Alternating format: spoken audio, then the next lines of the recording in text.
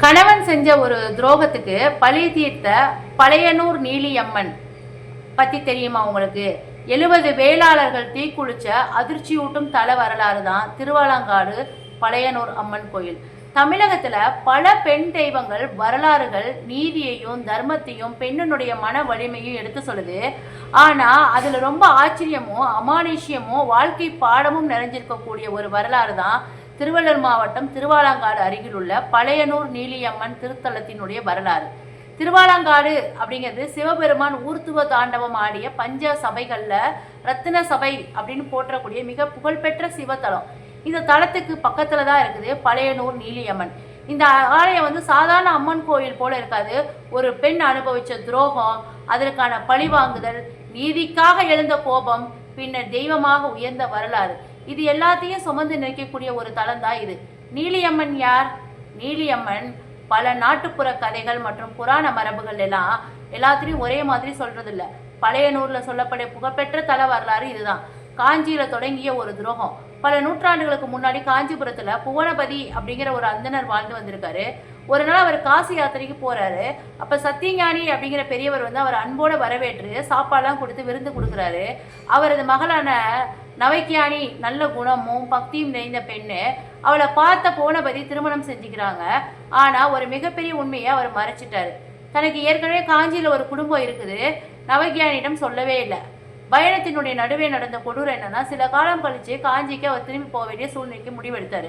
அவரோட மனைவி நவைக்கியானியும் அவங்களுடைய சகோதரி சிவக்கியானி 3 பேருமே ஒன்னா வந்து டிராவல் பண்ணியிருக்காங்க. அப்ப திருவாலங்காடு பகுதி அடைஞ்ச போது புவனபதியினுடைய மனசுல ஒரு கெட்ட எண்ணம் உதிச்சிச்சு. மனைவியை கொண்டுடலாமா அப்படின்னு சொல்லி முடிவு பண்றாரு. சிவகியானியை வந்து தண்ணீர் எடுத்துட்டு வர அனுப்பிட்டு தனிமையில இருந்த நவகியானியை கொடூரமா கொலை செஞ்சுட்டு அங்கிருந்து தப்பி போயிடுறாரு. திரும்பி வந்த சிவகியானி தங்கையினுடைய உயிரற்ற உடலை கண்டதும் தாங்க முடியாத துயரத்துல தானும் உயிரை மாச்சிக்கிறாங்க. பழி வாங்கக்கூடிய சபதம். அநியாயமா உயிரிழந்த 2 பேருடைய ஆத்மாக்களும் அமைதி கிடைக்கல.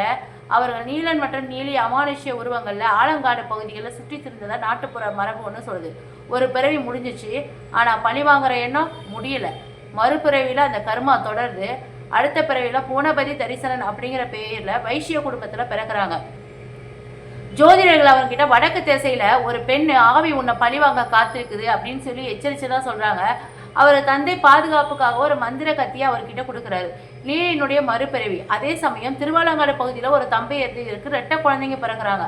அவங்க தான் நீலன் மற்றும் நீலி. நைட்டு டைம்ல அவங்க அமானுஷ்ய சக்தி பெற்றவங்களா மாறி கால்நடைகளை தாக்குவதா மக்கள் நம்பினாங்க. அச்சமடைந்த பெற்றோர் அவங்கள காட்டுக்குள்ள ஒரு வேலை மரத்தை கட்டிட்டு போயிருந்தா ஒரு கதை சொல்லியிருக்காங்க. பின்னர் 2 பேருமே பிரிஞ்சு போயிடறாங்க. நீலன் வந்து வேலை மரத்திலேயே தங்கிறாங்க. நீலி திருவாலங்காடு நோக்கி போறான். நீலனினுடைய மரணம். ஒரு நாள் அந்த வேலை மரத்தை மக்கள் வந்து வெட்டிட்டாங்க. கோபமடைஞ்ச நீலன் அங்கிருந்து ஒருத்தனை தாக்குனதா கூறப்படுகிறது. இதனால ஏற்பட்ட நிகழ்வுகளுடைய முடிவில் தான் நீலன் அழிக்கப்பட்டதாகவும் அதை அறிந்த நீலி என் சகோதரனின் மரணத்திற்கும் என் முந்தைய பிறவியின் துரோகத்திற்கும் காரணமானவர்களை பழிவாங்காம விடமாட்டேன் அப்படின்னு சொல்லிட்டு சபதம் எடுத்ததா மரபு சொல்லுது. தரிசனனுடைய கடைசி நாளே அந்த நேரத்துல வியாபாரத்துக்காக காஞ்சிபுரத்துல இருந்து திருவாலங்காடு வந்திருக்காரு தரிசனன். கையில மந்திர கத்தி இருந்ததுனால அவருக்கு எந்த பயமும் கிடையாது. ஆனா நீலி அவரை உடனே அடையாளம் கண்டுகிட்டா. இது மிகப்பெரிய மாயை. நீலி தரிசனுடைய மனைவி போலவே உருவெடுக்கிறா. கையில இருந்த ஒரு குழந்தையை ஏந்தியபடி முடியை விரிச்சிட்டு ஊர் பஞ்சாயத்துக்காரர் முன்னாடி கத்தி அழுது கூப்பாடு போடுறா. என்னை ஏமாத்திட்டு வேற ஒரு பெண் கூட வாழ்றாரு, என்னை கொலை செய்ய போறாரு, அவர் கையில கத்தி இருக்குது அப்படின்னு சொல்றா. தரிசனம் உடனே அவன் வந்து இது என் மனைவி அல்ல என்று எவ்வளவோ சொல்லியும் அதை யாருமே நம்பல. 70 வேளாளர்கள் சத்தியம் போறாங்க. அங்க இருந்த 70 வேளாளர்கள் தரிசனன் கிட்ட இந்த மந்திர கத்தியை புரிங்கிறாங்க. உடனே இந்த பெண்ணுடன் நீ செல்லு, உனக்கு ஏதாவது ஆபத்து ஏற்பட்டா நாங்க 70 பேரும் உயிரை மாச்சுக்கிறோம் அப்படின்னு சொல்லி சத்தியம் பண்ணாங்க. பழி தீர்ந்த தருணம். தனியாக அழைத்து சென்ற நீலி வந்து தரிசனனை கொண்டுட்டு தன்னுடைய முற்பிறவியினுடைய பழியை தீர்த்துக்கிறா. இந்த செய்தி வந்து ஊருக்கு வந்ததும் தாங்கள் அளித்த வாக்கை காப்பாத்துக்காக அந்த 70 வேளாளர்களும் இன்று சாட்சி பூதேஸ்வரர் ஆலயம் என அழைக்கப்படும் தலத்தின் முன்பு தீக்குளிச்சு உயிர் தியாகம் செய்ததா தல மரபு சொல்லுது. இந்த நிகழ்வு வந்து தமிழ்நாட்டுப்புற வரலாற்றுல ரொம்ப பிரபலமான கதைகள்ல ஒன்னா பாக்குறாங்க. நீலி அம்மன் எப்படி தெய்வமானாங்க? தன்னுடைய வாழ்க்கையில அனுபவிச்ச துரோகத்துக்கு பிறகும் நீதியை நிலைநாட்டிய பெண்ணாக நீலி வந்து போற்றப்பட்டால் காலப்போக்கில் மக்கள் அவரை தெய்வமா வணங்க ஆரம்பிச்சாங்க. இன்று பழையனூர் நீலி அம்மனுடைய ஆலயத்துல பல பெண்கள் மன உறுதி வேண்டி வழிபடுறாங்க. இங்கு வேண்டிக் கொள்ளக்கூடிய பக்தர்களுடைய நம்பிக்கை என்னன்னா, குடும்ப பிரச்சனையில மன உறுதி கிடைக்கும், அநியாயங்களுக்கு எதிராக நிற்கிற தைரியம் கிடைக்கும், மன வேதனை நீங்கி தன்னம்பிக்கை அதிகரிக்கும், தீய சக்தியினுடைய பாதுகாப்பு நீங்கும்.